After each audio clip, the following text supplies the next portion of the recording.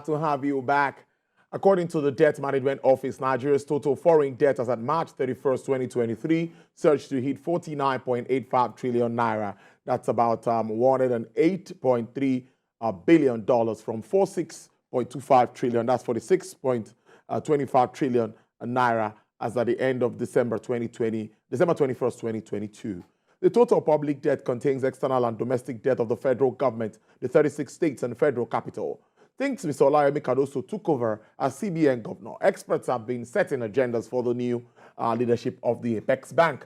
All of this, part of it is what should the new management do to curb rising public debt? A professor of accounting, now University of Nigeria, Professor Ophili Ogadioha. He joins me live from Canada to speak around this. Prof, good afternoon. It's good to see you. Yeah, good afternoon. Dolu, how are you today? Very well. Now, thank you so much for your time. We understand the time frame over there. But let's get talking now. Before I stay strictly with the debt issue, palliatives have been introduced from foodstuffs to cash distribution and all. And of course, particularly now, there's been increased salaries for federal government workers. That's according to the federal government. Now, what is the impact, or what impact will this have on the present economic situation in Nigeria? Yeah, thank you very much for this very topical issue that is bothering the national economy. I will start with the palliative. The palliative given by the federal government is a good gesture of this administration.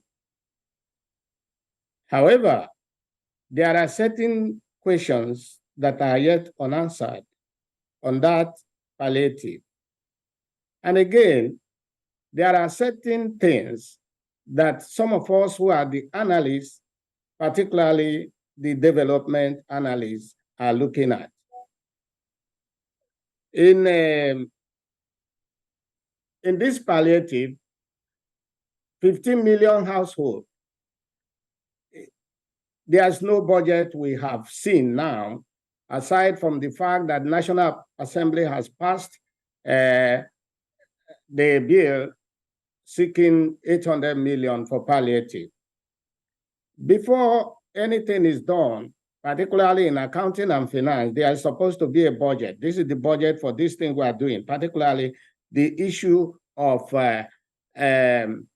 salary increase. This is our budget because the budget for the year has already been passed. So are you taking it from the current budget, or are you asking for supplementary budget? Then this palliative, okay, assuming that $800 million has solved the problem. Then coming to the implementation of this, it is always a problem. In any third world country, cash distribution is always a problem. And it is worse in our own dear country, Nigeria, because we saw various attempts by the previous government that most of the money meant for cushioning the social welfare were either into private pockets or not being disbursed at all. So maybe disappearing to the thin air. So that's the issue. Then secondly, as a development financial expert, if 8,000 should go to 15 million households, that will give us 120 million every month, and multiplied by 6 months, which the government is projecting, which we don't know whether it can go beyond that, multiplied by 6 months is giving us 720 billion. It is almost 3/4 of a trillion. If this amount is employed in agriculture, in power, in security, then you know that you are doing something that is very sustainable and that the economy of the nation will enjoy. Because I say agriculture because there is no road. Okay, infrastructure. is a part of it. There's no road in Nigeria that somebody can access from Abuja to his state. Not to talk of going from the state to the local government where you belong to. Not to talk of going into your community. If this is employed on infrastructure that will lead to agricultural development, agricultural productivity, agriculture will boom. And of course, if agriculture booms, productivity in the manufacturing sector will also beef up, because it is agriculture that feeds the manufacturing, because it's from there they get their raw materials. Then, in power, we know that why many countries, many companies run away from Nigeria is because there's no power. Because the cost of power generation for a company that is manufacturing takes between 20 to 25% of the running cost or the production cost. Then you come to security of lives and property. There's no security of lives and property in Nigeria. And there's no way you can boost the economy without security. If all these things are done, Nigerians don't need 8,000 naira per household. What does 8,000 naira per household solve? Assuming that a man has, average 8 people in the family, it all means what happens is that one person gets 1,000 per month, and for how long? So, but you know that in Nigeria, the average family is more than 8,000.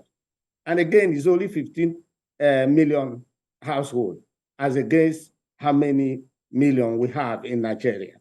So that is the issue. I do not always support the giving of cash for palliative. Yes, if you say give food, okay, food is already given. You have already given 5 billion to each government. That one can solve that small problem.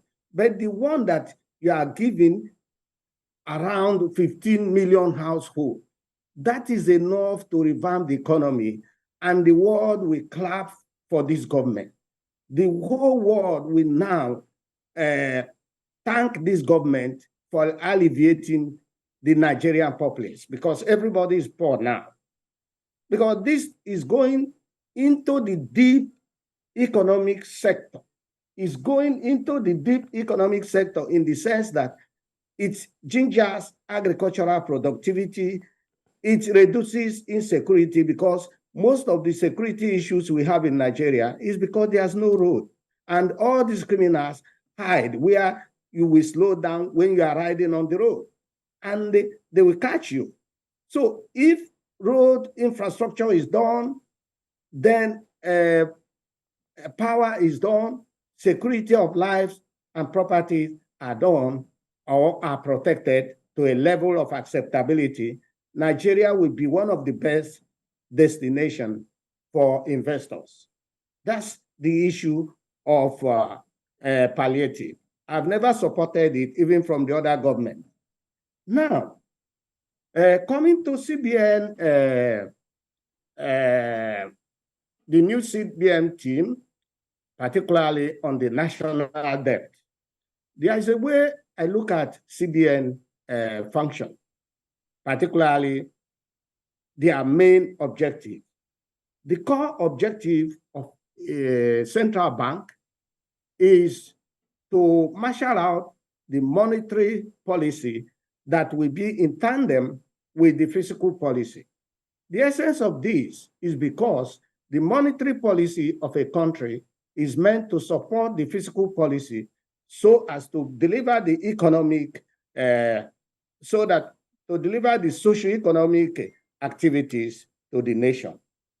Then, in doing that, they will need to look at interest rate and possibility of reducing the interest rate to the barest minimum, because this interest rate affects almost everything in our economy. Because if investors, either you are an investor in agri, or investor in a commercial activity or investor in product in manufacturing, if the interest rate is too high, you cannot invest in that country. It's one of the things that investors look at in their feasibility studies to know whether you can borrow money and grow your business in that country. Then the exchange rate is a key function of CBN. Why exchange rate is a key function is because no investor would like to go into a country of volatile currency. If the currency is very volatile, the exchange rate is not stable, investors will shun those areas. And again, in our own country called Nigeria, we look at two things. One is that government wants Naira value to be devalued so that they will make more money. Let me explain making more money here. When Buhari government was in power, the value of Naira, okay, let me take it from before Buhari came in. Before Buhari came in, Naira exchange rate allow me to interject. Prof, allow me to interject so that you make this point and answer these questions because time is already fast spent. I want you to also comment on our debt status. It's getting worrisome. How do we manage this in an economy where subsidy has been withdrawn? Okay, let me tell you the issue of the debt. The debt issue is also one of our major problems here. On the issue of debt, we have some key problems. And we also have little advantage if the debt is managed well. If debt is managed well, it stimulates economic growth. It stimulates activities in the economy. But if it's not managed well, it will go into the drain, just like what happens in everything that Nigeria does. That most of our funds, particularly the budget fund, goes into the drain, and nobody asks of it. So if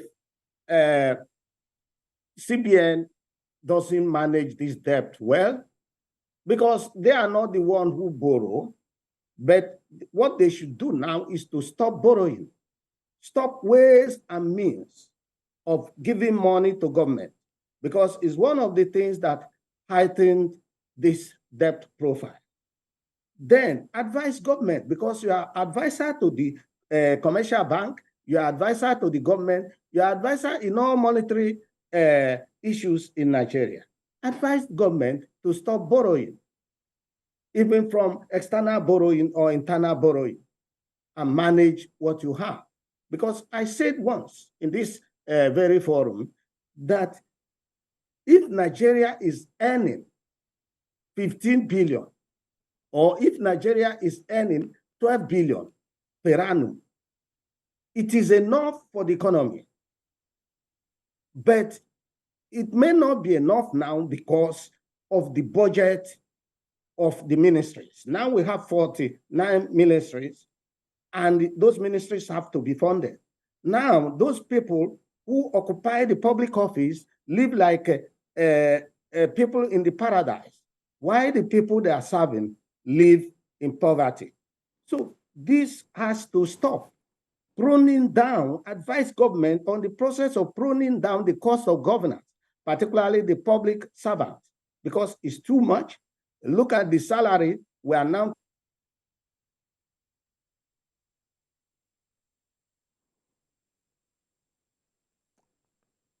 Professor Ophele Godeoha there making his point with regards to debt.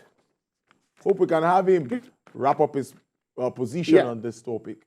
Go ahead, Prof. Yeah. So if CBN should do its job properly, first is advise government stop borrowing, because what we're earning is more than enough. It's actually more than enough, particularly now that every month Nigeria earns 1 trillion. If Nigeria earns 1 trillion and share 1 trillion plus what the state make on their IGR is enough to run the economy. So we government have been saying that we should tighten our belt.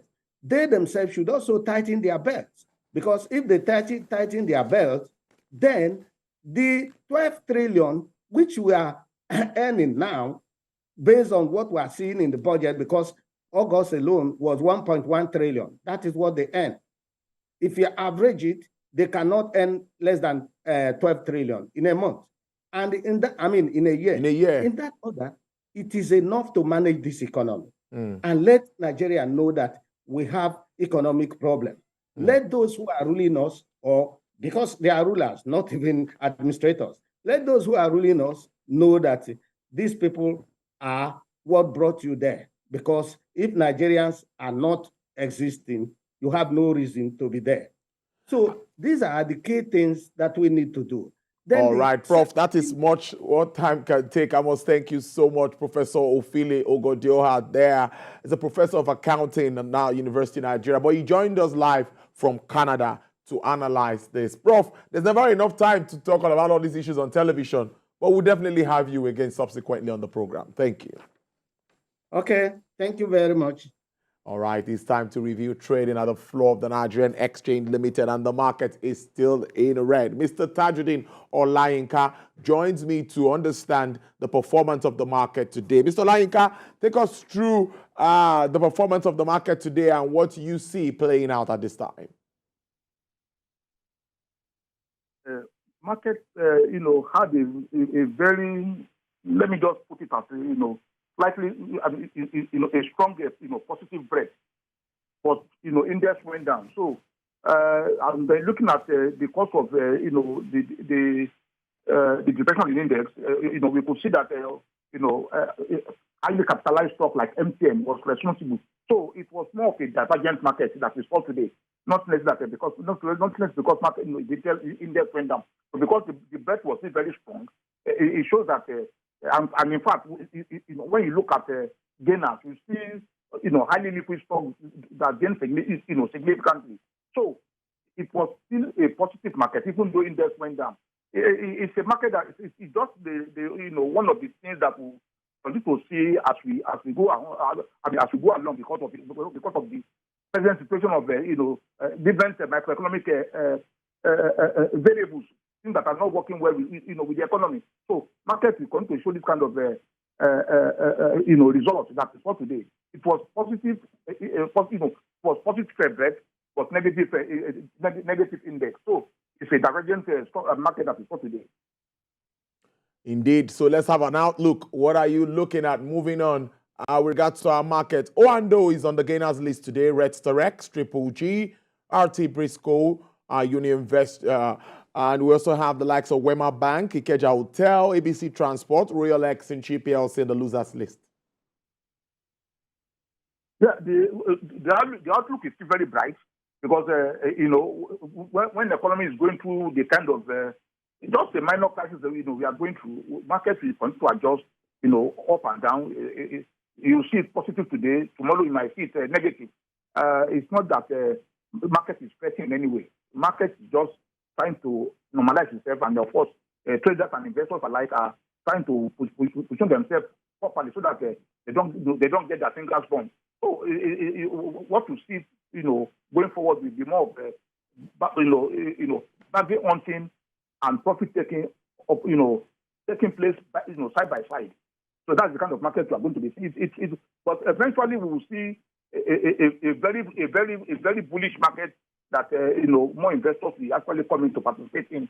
So it's still just a divergent market that we have today, and maybe by tomorrow we might see positive index. I must thank you so much, Mr. Olayinka. Do enjoy the rest of your day.